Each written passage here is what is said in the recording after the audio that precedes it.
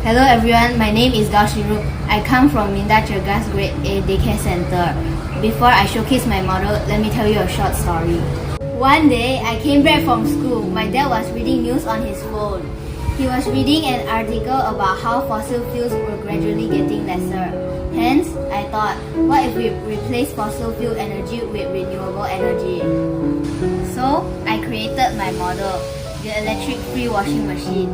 It uses hydraulic as its main energy source. Basically, it's like a normal washing machine, but it doesn't run on electricity.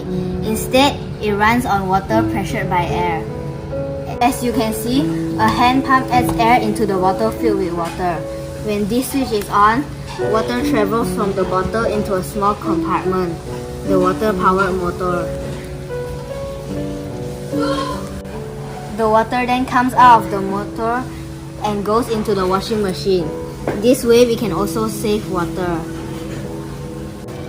This model is very interesting because it doesn't need fossil fuel energy or electric to work.